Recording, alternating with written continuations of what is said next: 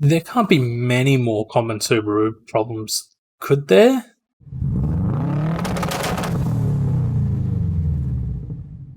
Hey guys, I'm sorry to say, but yeah, there's still a few. This isn't all of them, but this is the last video I'll be doing on it for a while. First off, we'll touch on a comment we received on YouTube from Leper Messiah. He commented on the video about the last video about the gearboxes. And he said, I feel like explaining why 5 speeds are considered weak would drive the point home better. That being case flex under high torque loading or high shock loading, the case will flex enough to reduce the contact patch of the gear teeth, more so third due to its position. This is the reason blast plates and reinforced case bolt kits were introduced. So with that, I sent him a response, and I replied with, I was planning on touching on that more in the future when we talk about the differences in gearboxes, so between a 5 and a 6 speed. And from our experience in the wrecking game, we didn't come across any 5 speeds with the blast plates, so I couldn't really comment on their effectiveness. But we have heard a few customers with the straight cut conversions using reinforced case bolts, and they seem to perform their for their application. What he was getting at was the fact that the 5 speeds are made out of 2 case halves and the 6 speeds are one solid unit. So as far as I understand with blast plates, they try to join the 2 halves better than they would from factory.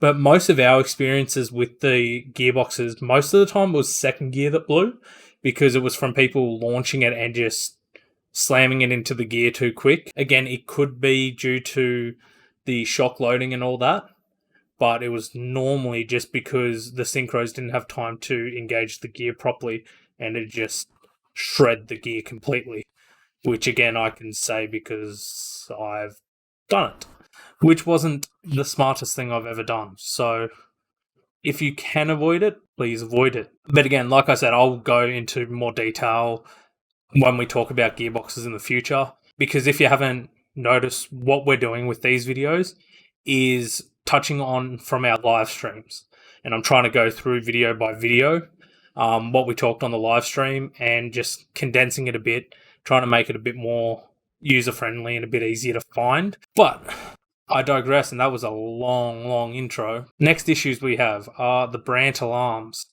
So yes, it may be cool hopping in your car, punching in a few little numbers, and there's your security. No one knows the numbers, so they can't steal your car. But if you've ever had one in your car, you know the pain of getting in the morning, driving to the shops, everything's fine. Then you hop in it to leave, and nothing. And that's what Brandts do, and it leaves a lot of people high and dry. And if you don't know about it, you will be sitting there pulling your teeth out, trying to figure out why your car won't start. But it is a very, very common thing that Subaru owners tend to just remove the Brandt alarms, which the Brandt alarm is just a type of alarm that came factory with the Subarus. Another common issue with Subarus, which, yeah, I'll give it this, yeah, it happens a lot, okay? Head gaskets. But from the research I've had and from talking to other people, it turns out it's not really the motor design issue. It's more of a faulty material. So the gaskets that Subaru use for factory just aren't up to scratch and they fail quite regularly. Normally when you replace them, you put in a MLS, so a multi-layer steel gasket, which tends to fix the problem. And the other thing is, normally if I had a customer who came in and said their car had done a head gasket and they were just going to get the heads decked to go back onto the block, I'd always recommend going head studs. Not because of performance gains, which there are. Well, there's no performance gains. It's more of a safety feature. So you may as well beef it up whilst it's out, which most people listen to. Another one of the issues was the timing belt. It may seem like everyone will sit there and go, yeah, if your timing belt's true, do it. But not everyone did. And the big issue with Subarus is once that timing belt snapped, you tend to have valves kissing pistons, which If you don't know cars, that's not meant to happen, and that tends to equal a very, very bad day. I will admit, I have had a unicorn twice. He's blown a cam gear and then he's broken a timing belt, and yet the motor still survived, but that does not mean your car will survive. Most Subarus, I believe all turbo models are. Some of the naturally aspirated may not be interference, but don't quote me on it. It's best to think all your motors are interference motors, because when a timing belt goes, it's an extremely costly thing to fix. So with the newer cars, we have the AVCS, which is the adjustable cams.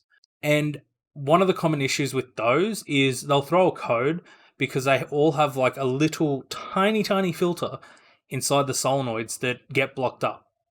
So when it comes to servicing, you really need to stay on top of your servicing when it comes to models with the AVCS heads, because the dirtier the oil, the quicker everything's going to clog up, and eventually you're going to run into a bad day.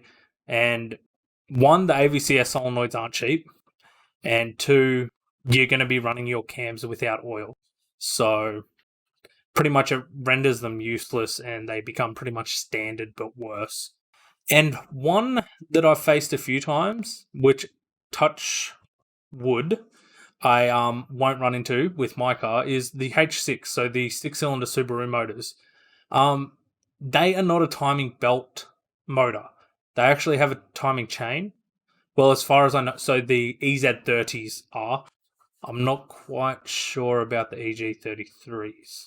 But with the EZ30s and 36s, the timing chain tensioners. Again, if you do not service your car regularly, the oil will wear them out prematurely, and it gets to the stage where it makes a knocking noise. We've had lots of customers coming in thinking that their car... Well, we've had a few cars come in that the customer thought the motor was dead, but it ended up being just the timing chain tensioner. Yes, it's cheaper than putting a whole motor in the car. No, it's not cheap. I think one of my friends got it done a few years ago, and it was about $2,000 to replace all of that fun stuff. So, maintain your car and keep it up to date with servicing. Yeah, if you've enjoyed this series so far, make sure you like, comment, subscribe, all that fun stuff. Share it with a friend. I'm not sure if I got 20 views on the last video. It was more just when I saw that comment, I thought I probably should touch on it and just finish off this lot of videos. But yeah, make sure you join us on Thursday nights at 7:30 p.m. for our 3P Garage Live over on Facebook, YouTube, and Twitch. I think I just did it in the wrong order. Yeah, where we talk cars and all that really fun stuff. I'll have all the links for those down below. Hope to see you next time.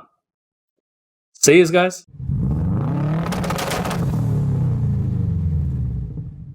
What I really don't get is, with all these issues, why do we still love Subarus? I don't understand.